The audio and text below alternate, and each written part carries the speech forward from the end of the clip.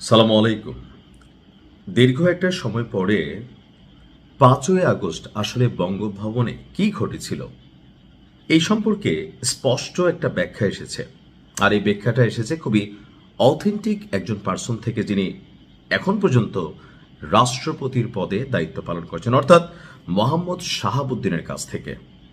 তো ৫ই আগস্টের এই সরকারের আগে, মানে বর্তমান বিএনপি সরকারের আগ পর্যন্ত রাষ্ট্রপতি শাহাবুদ্দিন তিনি আসলে গণমাধ্যমকে সাক্ষাৎকার দেননি, কারণ ভয় পাচ্ছিলেন তাকে মবের শিকার হতে হবে।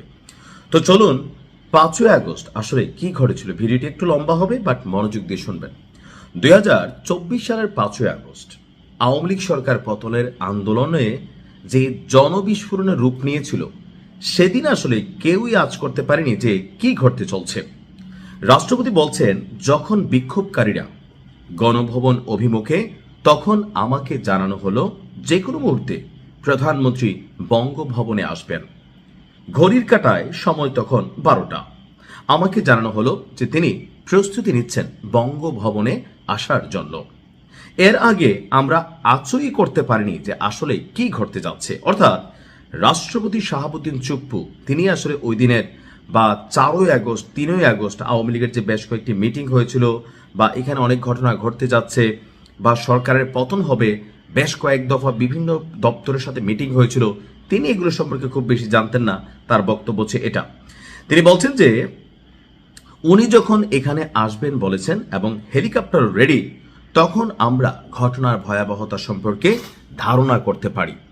এখানে যারা সিকিউরিটি ছিল সবাই পজিশন নিয়ে নিল, অর্থাৎ বঙ্গভবনের নিরাপত্তা দায়িত্বে থাকা বিভিন্ন যে ফোর্সরা আছে তারা প্রস্তুতি নিল অন পজিশন। দুপুর 12:30টার দিকে আবার আমাকে ফোন আসলো আমার কাছে, জানানো হলো তিনি এখানে আসছেন না। যখন জেনেছি তখন আমরাও সতর্ক ছিলাম, বিভিন্ন মারফত কিছুটা খবরও পাচ্ছিলাম। এর কিছুক্ষণ পরই আমি শুনতে পেলাম যে উনি দেশ ছেড়েছেন। একসময় জানতে পারলাম উনি অলরেডি দেশের বাইরে চলে গেছেন। সব মিলিয়ে 30 থেকে 40 মিনিটের মধ্যে সামগ্রিক ঘটনা প্রবাহে খুব দ্রুত পরিবর্তন দেখতে পাচ্ছিলাম। অর্থাৎ আমরা যখন শুনেছি শেখ হাসিনা পালিয়েছেন, এর অনেক আগেই তিনি আসলে চলে গেছেন, ইভেন ভারতে পৌঁছে গেছেন। রাষ্ট্রপতি বলছেন, সেদিন বিকাল 3টার দিকে প্রথম সেনাবাহিনী প্রধান জেনারেল ওয়াকারুজ্জামান আমাকে টেলিফোনে সব ঘটনা বিস্তারিত অবহিত করেন। সশস্ত্র বিভাগ থেকে আমার কাছে ফোন আসে। পরে জানানো হলো ওয়াকার সাহেব সাংবাদিকদের সামনে আপনার ব্রিফিং করবেন এবং সম্পূর্ণ পরিস্থিতি নিয়ে একটা ব্রিফ দিবেন। তো তিনি ব্রিফিং করলেন, আমরা টেলিভিশনে দেখলাম। উনি বললেন প্রধানমন্ত্রী দেশ ত্যাগ করেছেন। তো দেশবাসী আশ্বস্ত হলো যে তিনি অলরেডি দেশান্তরী হয়েছেন। তারপর আমাকে সেনাপ্রধান ফোন করে জানালেন যে তারা আসছেন।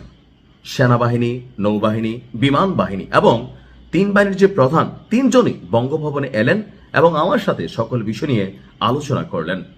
তখন আমি প্রায় কিংকর্তব্য বিমূঢ় অবস্থা, কি করা যায়, কিভাবে কি হবে, এইসব নিয়ে আমরা আলোচনা করলাম প্রায় 2 থেকে 3 ঘন্টা। তো সিদ্ধান্ত হলো সব রাজনৈতিক দলের নেতৃবৃন্দকে ডাকা হবে। এই কাজে সেনাবাহিনীর টিম নিযুক্ত ছিল। তারপর ওনারা চলে গেলেন। সেনা সদরে দেশের রাজনৈতিক দলের নেতৃবৃন্দকে একত্র করা হলো। বৈষম্যবিরোধী ছাত্র আন্দোলনের নেতাদের মধ্যেও কেউ কেউ ছিল। তখন যাদের পাওয়া গেছে তাদেরকে নিয়েই আবার তারা বঙ্গভবনে আসেন। আমি বৈঠক বসি তাদের সাথে। ওই বৈঠকে দেশের শান্তি এবং স্থিতিশীলতার বিষয়টি সর্বাধিক গুরুত্ব দিয়েছে। কিভাবে কোন ধরনের সিদ্ধান্ত নিলে মানুষ স্বস্তি পাবে, দীর্ঘ আলোচনা হয়। আমার সভাপতিত্বে সভাটা হয়। সেনাপ্রধান সঞ্চালনা করলেন, পুরো পরিস্থিতির ব্যাখ্যা দিলেন। সেই বৈঠকে বেশ কয়েকটি প্রস্তাব আসে। মূল 3টি প্রস্তাব উত্থাপন করা হয়। প্রথম হচ্ছে তত্ত্বাবধায়ক সরকার, দ্বিতীয় সর্বদলীয় বা জাতীয় সরকার এবং অন্তর্বর্তী সরকার। যে নামেই ডাকা হোক না কেন, লক্ষ্য উদ্দেশ্য থাকবে অভিন্ন। তো তত্ত্বাবধায়ক শুনলে 111-এর মতন শোনাবে। আবার সর্বদলীয় হলে এই সরকার দীর্ঘমেয়াদী হতে পারে, সেজন্য ফাইনালি নানান দিক বিবেচনায় অন্তর্বর্তী সরকারের ইস্যুটা সামনে আসলো।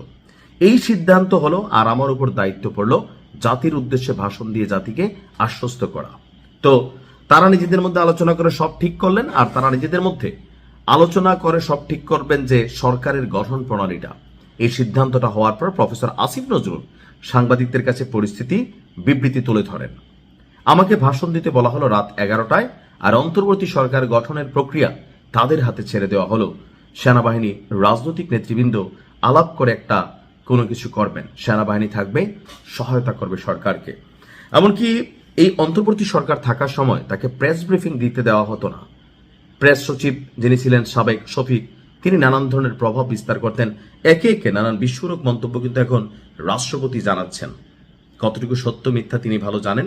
তবে 5ই আগস্ট নিয়ে মানুষের মধ্যে যেই নানান চিন্তা ভাবনা ছিল, সেটার একটা সামান্য হয়তো নজির বা বাস্তবতা আপনাদের সামনে তুলে ধরার চেষ্টা ছিল। ভালো থাকুন।